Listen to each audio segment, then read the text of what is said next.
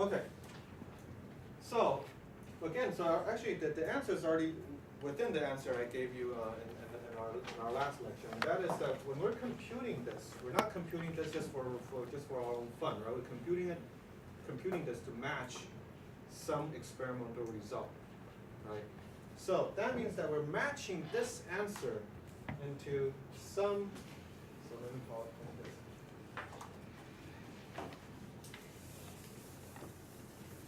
So now, instead of this, let me erase here, and I say that we're matching this to some answer, which is essentially the measurement of some 4-point interaction at a particular scale. Okay, so I mean, I'm literally just measuring this cross section, right? And whatever I measure on a particular scale, I derive an answer, lambda r. Okay, so the point of this whole exercise is we want to first fix this free parameter lambda here, right? In terms of something that is measurable in the experiment. That's what I told you last time. 对，我们上次讲了，我们算出来的结果的重点是我们最后要 match with the experiment， 对不对？所以我们真的I mean 整个物理就只是个 fitting process。OK， 我们I mean the end of the day 物理就只是你有这个 parameter， 你有很好的 theory whatever， 你算出来的你就是要 fit 它嘛，对不对？所以我们要 fit with 这个 experimental 的答案，它给你们一个 extract 这个 lambda 啊。OK， 那所以我们要 solve 这个 equation。所以你现在算到 lambda 的2阶，你会说我们在 solve 这个 equation。By the way, the very fact that 我们现在能够 measure lambda r， 已经 assume 了一件事情，就是什么？就是这个 lambda r 是 small。OK， 因为我们有这个 picture 嘛，我们有这个 interaction， 我们这个 interaction，the fact 我们有个 lambda r 的这个 separation， 代表说我们 lambda r 是一个我们的 theory 是在一个 perturbative region。OK。Let me just make this. So here, when we're trying to, the fact that we can measure this 4-point interaction, this 4-point scattering process, means that I'm actually probing this theory in the region where this theory is actually weakly coupled. The reason is very simple, because if the theory was not weakly coupled, that means that these states cannot be free states, cannot be approximated by asymptotic free states. Right? You cannot describe this process as some asymptotically free space interacting, right? So the very fact that you have this measurement at all of 4 particles scattering, where the 4 external particles are described as the fundamental particles, that means that you're already within the region where this process is being measured, where this theory is weakly coupled. So in other words, in terms of lambda r has to be small. It cannot be order 1. But this is a very important. Okay, for example, let's consider QCD. Okay, QCD at low energy, you cannot scatter quark and gluon, right? Because at low energy you only have mesons, right?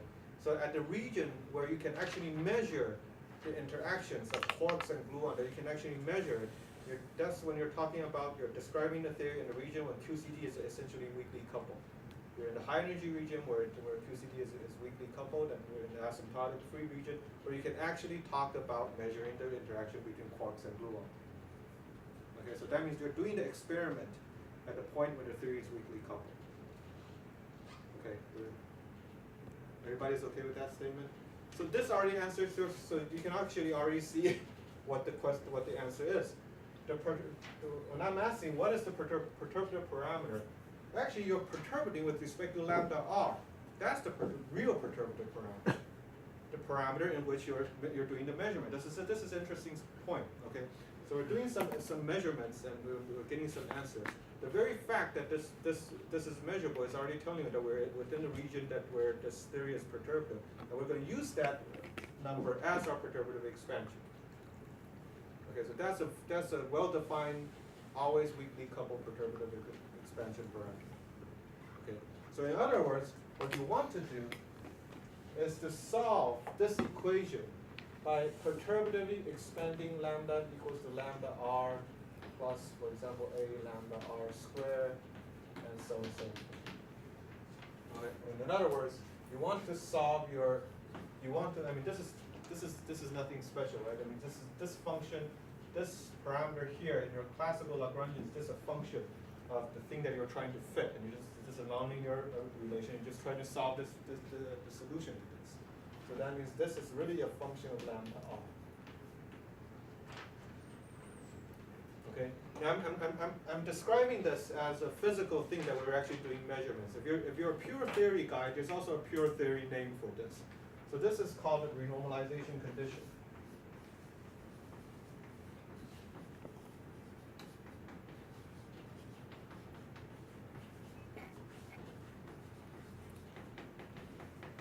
Okay, it just means that you have this so-called bare parameters. These are bare parameter.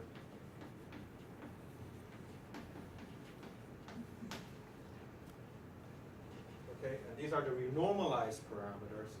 And by setting this, and whatever this renormalized condition, this parameter is set. For example, at which energy scale, this is a renormalization condition. But it just means, I mean, this is just a formal name, but all it really means is you're trying to match it to some experiment at a particular scale. Okay? All right, so then that means you want to solve this equation. So how do you solve it? You just plug this into here, right? And then just solve it. So for example, since this is a equation that is of order lambda squared, that means that you can only trust this. You can only solve this to lambda squared, lambda r squared, or just a. So all you have to do is just plug this in. So that means that here is lambda r. Right, and then here we want to first plug in lambda r plus a lambda r squared. And then at lambda r squared, you also have this term, which is lambda r squared over 16 pi squared minus 1 over epsilon plus log k squared over lambda. Now, of course, you already solved. You see that this cancels out, so that fixes the value of a. Right, so now you've solved a. So a equals to 16 pi squared 1 over epsilon minus log a squared.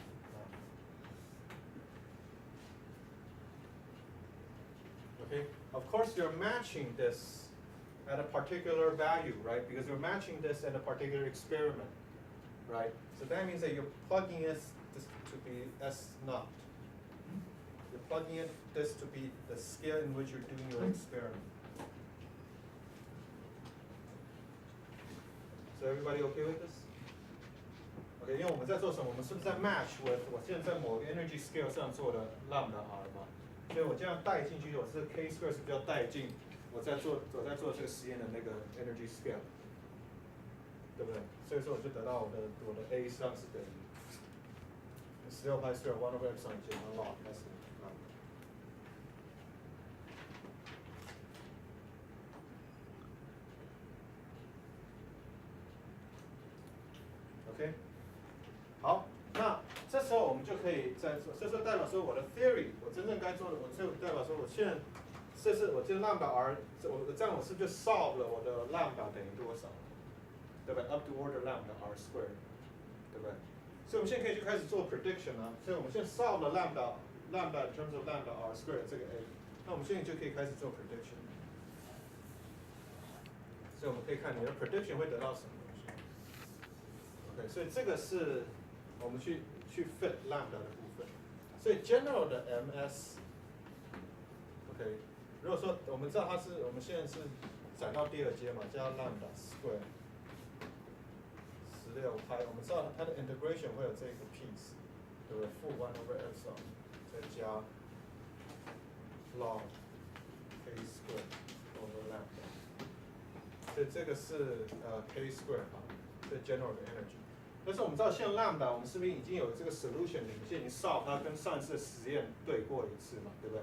我们已经 solve 了你的 lambda in terms of 你的实验结果 up to lambda square， 你的实验的那个 weakly coupled 的 parameter up to lambda square， 对不对？所以这时候我该做什么？我是该把 lambda， 我就不该让 lambda 飘在这个地方，我该带进我的值嘛，对不对？所以我觉得这时候就等于 lambda 就要带进这个值，所以我得到 lambda r square 加什么？加 a 嘛 ，a 字这边等于16 pi square 分之一的 1 over epsilon 减掉 log s 分之 lambda。OK， 所以这个部分是这个 piece， 我是带这个 solution 出去，但是我到 sorry 这边有个 lambda r square。那这个部分到 up to order lambda r square 是不是我要带进这个 piece 也在这边了，对吧？所以这时候我再加上这个 piece 带进 lambda r square 的 lambda r square 分之16 pi square 1 over 负1 over epsilon 加 log k square over lambda。OK， 所以这个是我的 prediction for 这个东西 at arbitrary energy 哦，现在是 arbitrary energy。OK， 我现在 express in 这个 form。所以你们看到了什么事情？第一件事情，这个 divergence 是不是消掉？对吧？这个 divergence 是 completely unphysical 的，它会完全消掉。OK， 那再来你会说我们不知道 lambda 是什么，可是最后我们发现这个 piece 跟这个 piece 是不是直接就 combine 起来了？对不对？所以我们发现你的 prediction 最后的 prediction 是什么？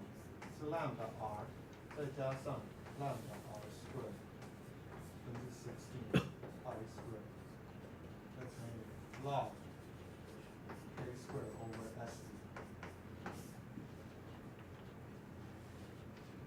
这才是真正你做我们在做 quantum field theory 的时候我们要做的 prediction。我们要做的是，我们要 compute 我们答案，我们去 fit 一次 data 之后，然后再来我们就能够说对 arbitrary momentum k square 的时候 ，arbitrary energy scale 的时候，它的答案会是什么？它的 prediction，OK， 会是当然它会有 depend on 你当初你的那个 energy scale 所 set， 你去 set 你的 experimental 你的 parameter 那个 energy scale，OK， 那这个 divergence 是 completely irrelevant 的 piece 的东西。The fact that 你有个 UV divergence 只是因为我们在算的这个，我们用这样子方式去算，我们会有 UV divergence。可是任何时候你要去 extract physical 的东西的时候，你的 divergence 一定会 cancel 掉。OK， 那当然在传统的那个什么的讨论中，当然我们会又给它赋予很多的名字，比如说像我们会就说这个东西是针对说这个东西是因为我们等于是说我们现在的 lambda。就 a 等于这样子嘛，所以我们等于是把 lambda 把它 shift 有个负 epsilon 的这个东西，所以我们等于是给这边再加一个负 epsilon 的 term 在这边，所以我们会叫做这叫做一个 counter term。对，所以我们等于所以不好意思，因为我们这有时候我们做的你有很多不同的说法，所以我有时候会稍微跟你们解释一下其他的说法在做的事情是什么东西。但其实大家在做的事情，其实如果说你听到 counter term。或者什么 wave function normalization， 我也不用担心我下堂课也会讲其他的什么说法。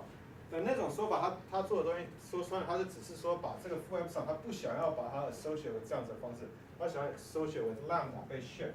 另外一种 interpretation 说你的这 bare coupling 就是会有个 divergence lambda 会被 shift， 你被 shift 掉之后就代表说你要再加个 extra counter term， 是 proportional to phi4 的，然后只再乘上负的1 over epsilon。OK， 那个只是 essentially 就是只说你现在就是你们知道在发生什么事哦，就是你这边有这东西会 cancel 掉，你那会 cancel 掉的东西就代表什么？就代表你可以把它塞在不同的地方，对，你可以移来移去塞在不同的地方，看你怎么样。那不同的 quote unquote formalism 就只是对应说你这 epsilon 是塞在哪里的问题。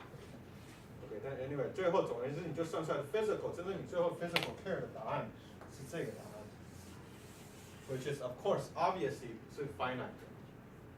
OK， 所以 again， 所以我们刚才要回答我们要问的问题是说，我们上次有讲过说这 epsilon 你会出现这 divergence， 这 divergence 是可以被吸收掉。那同学就问说，那到底我们真正在做 expansion 是 expanding what？ 我们现在就很 clear 了嘛？你今天真正在做 expansion， 从头到尾正在你们后来发现从头到尾在做 expansion， 并不是 expanding Lagrange 里面的 lambda， 你只在计算的过程看起来像是 expansion 的 lambda， 但是你在抓你的真正 physical prediction 的时候，你真正在 expand 的是。你在做的这个 measurement， 一开始这个 normalize 的这个 coupling， 和你真正的 expansion。那真正这个 expansion 是 well defined 的 expansion parameter 的原因，就是因为你能够做 physics， 你能够做 experiment， 你能够真的去 probe 它。那这对于在这时候是 weakly couple。OK， 所以这个 coupling 是 well defined。然后在这里面你又更看出更明显的那个，就是说 the very fact that 你有这个 log 的 piece， 就代表你在最后的时候，你真正做出来的 physical prediction 会是 k square over log s 啊。那所以我们原来塞进的这个 lambda， 它实际上就是的确就是被你的 S0给取代了。S0是什么 ？S0就是你一开始去 match 的那个 experimental data 的那个 scale。OK， 那我们在所以这是第一个 example。所以在这个 example 你看到了 symmetry breaking， 你也看到一个 theory 怎么从完全不 depend on scale 的 initial 状态变成一个 scale dependent 的状态。那所以我们随着下学这堂课里面的过程，当我们讨论 renormalization group 的时候，我们就开始讨论一个 general 的 theory， 我们怎么样去探讨它这个 theory 对这个 scale 的 dependence 的问题，它在高能量的时候会 behave 成什么样子，低能量会 behave 成什么样子，从这个 log 的这个 factor 出发。有时候我们会在这边会琢磨很多这一个 theory 的 scale dependence， 因为很简单嘛，我们这世界是 scale 的东西。Okay， 所以这是 RG 这个 renormalization group flow， 我们会讨论是从这个出发。OK，good。那所以这是第一个问题的答案，有什么问题？大家暂时满足吗？暂时 satisfy the answer。OK，good。然后再来，我们现在回答第二个问题：为什么你一定会出现 log？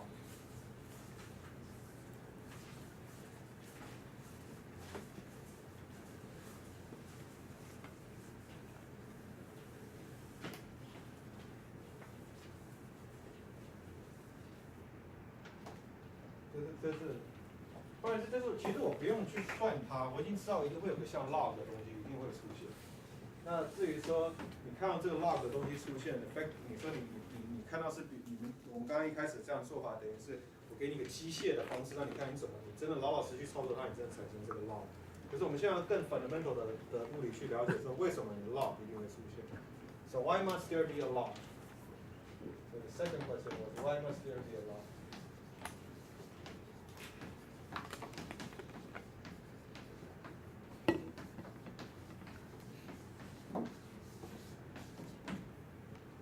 So let's just go back to think, what are we actually doing? We're trying to compute some physical observable, some 4-point scattering estimates, which depend on k squared.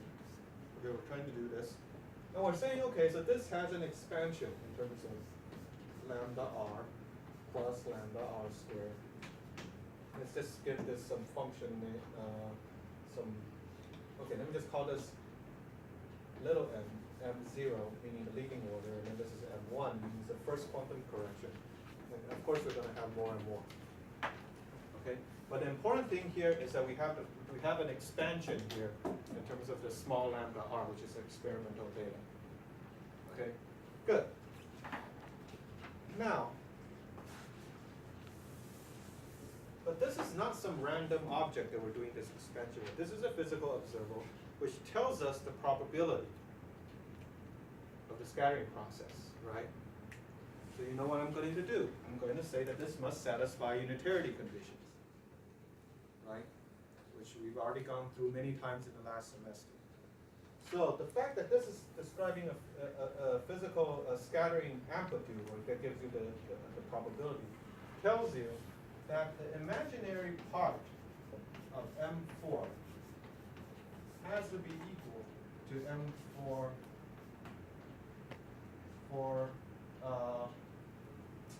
sorry, let me write this in a more better way. So M4 is, let me call this 1, 2, 3, 4. Okay, so the imaginary part of M4, which describes 1, 2, 3, 4, is going to be given by the product of 1, 2 to x times m star 3, 4 to x. Sorry, x to 34. And sum over x. Everybody agrees? Right? I mean, we looked at this equation many times in the last semester, right? It's just because that this thing has to be giving you a matrix element that describes the probability means it's a unitary operator. And the fact that it's a unitary operator tells you that it has to satisfy this condition. The imaginary part is given by the product. Where x is just some arbitrary state that can happen. Okay? Actually, I don't even need to write whatever that is because yeah, it's not important what x is, but it just has to be equal to some product. Okay. Okay. Good. Now, the good thing is that, well, okay, maybe I'll just give you x's just to make things simple. Because we're looking at lambda phi 4, so you see that any 2 to 2 process must look like this, right? You have this one, and then you have this one, right? And then you know that you can have this one, and then so on and so forth. This just gives you more and more in the perturbation series, right? So that means that since this is always 2 to 2, it's just essentially always just a 2 to 2 process, right? So that means that this is essentially always just a 4-point process.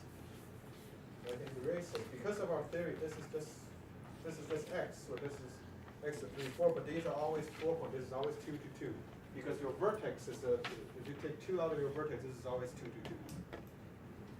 Okay, but this is a general statement. So I'm just going to focus on these graphs now. Okay, now finally, since I'm expanding my M4 in terms of this lambda r, this equation can be solved by doing an expansion in lambda r. Right? I can perturbatively solve this equation. 对，我现在既然我这个我们现在任何东西我们都是一个围绕以 lambda r 在做围绕的话，我是不是就应该 solve 这个东西 in terms of lambda r 的围绕，对不对 ？Good。那所以我们首先看，所以我们这个地方我们是不是就可以有 lambda r 的一次方再加 lambda r 的两次方，然后 so on and so forth 嘛，对不对？这边也是有 lambda 2的一次方再加 lambda 2的两次方 ，lambda 2的一次方再加 lambda 2的两次方，然后 so on and so forth， 对吧？我这每一个 m 都可以做这围绕展开。这里面知道我要做什么事情，我就 solve 这个 equation， 在同一个 order 的 lambda 2把它对起来，就结束了嘛，对不对？所以假设我这边是 leading order in lambda r 的时候，是 lambda r 的一次方的时候，我等号的右边有没有任何 lambda r 的一次方？对不对？右边对，有没有任何 lambda r 的一次方？没有嘛，对不对？这是告诉你什么？这告诉你说 lambda r 的一次方不能有任何 imaginary part， 它这个 function 不能有，因为等号左边没有 lambda r。那我们知道 lambda r 的一次方，这就是个数字而已，对吧？所以这是 consistent， 这是 trivially satisfied。Again, what are we doing? We're saying that this M4 has a perturbative expansion in this renormalized coupling. We're doing a perturbative series. We also know M4 as a function must satisfy this unitarity equation. Right? Now this unitarity equation relates the imaginary part of M4 into a product of M4. Now for each M4 I still have this lambda r expansion. So now I can try to solve this equation, this unitarity equation, just by looking at each order in lambda r. The leading order to the lambda r to the first power, there's a factor here, but there's nothing here that is lambda r to the first power, right? So that means that since there's nothing in here that is lambda r to the first power, that means that the real imaginary part of lambda r to the first power must be 0. It must be a real function in terms of your kinematics. Okay, there's only one, so that means that this can only either be a number or the function can only be a rational function, just a function of momentum. So there's no imaginary part. So 它的 imaginary part 必须是0。Okay, 所以这是代表说你的 tree level 的时候不会有任何的 branch cut discontinuity。Good。所以再来，所以说这个东西只能是一个 number or rational function。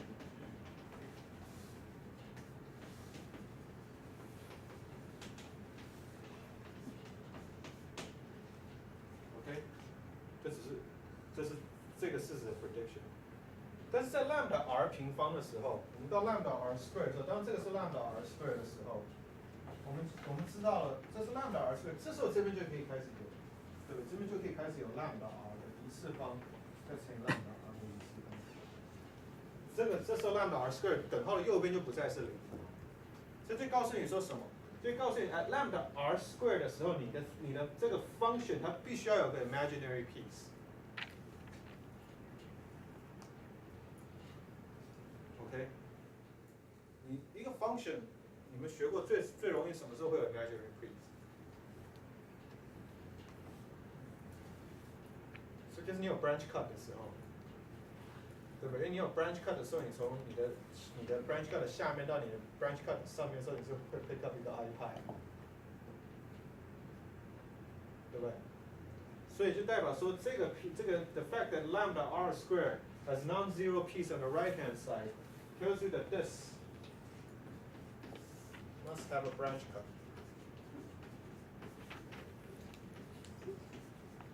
那你最简单的 branch cut 是什么？你现在既然是从1、2出来3、4出去，这边有个 momentum flow 是 k 的话，你最简单的 branch cut 就是让它 log k square。OK，log k square， 那有些同学还是有点不是很清楚我在讲什么。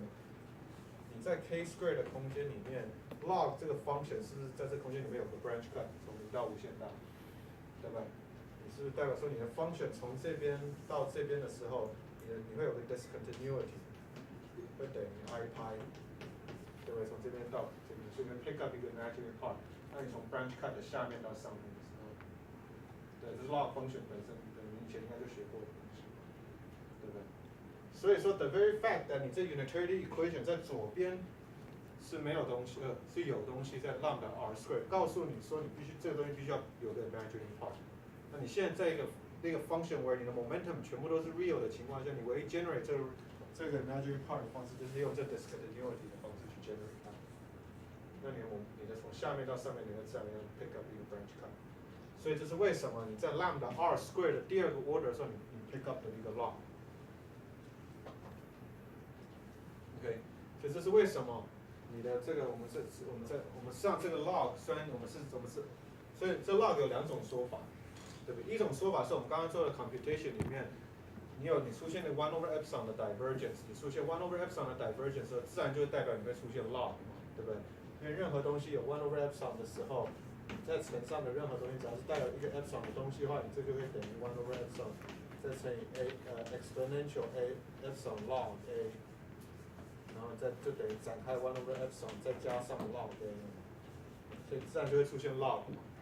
对不对？我们刚刚 log 是这样出现的，所以你会觉得说你的 log 的出现实际上是因为你有这个 divergence 的原因，这感觉有点，但是你的 divergence 后来又消掉了，对不对？我们 divergence 后来再是算 physical 的那个东西掉，所以你自然就觉得应该有更好的解释，不是说什么我有 1 over epsilon， 然后展开，然后 epsilon， 然后产生个 log， 再相加之后这 epsilon 又全部消掉，那是搞什么？那这 log 显然它真正原因不应该是由这个 1 over epsilon 出来的。那我现在跟你讲，真正原因是哪里出来的？你真正原因是你在算一个 physical process that gives you 你的这个 probability， 它必须要满足这个 unitary equation。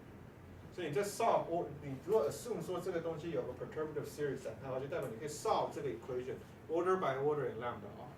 这时候这个 equation 就告诉你什么时候它会出现 branch cut。那根据我们在 match 这个 lambda， 我们发现 lambda r square 的时候，因为你会有个你的 imaginary of lambda r square 不等于0。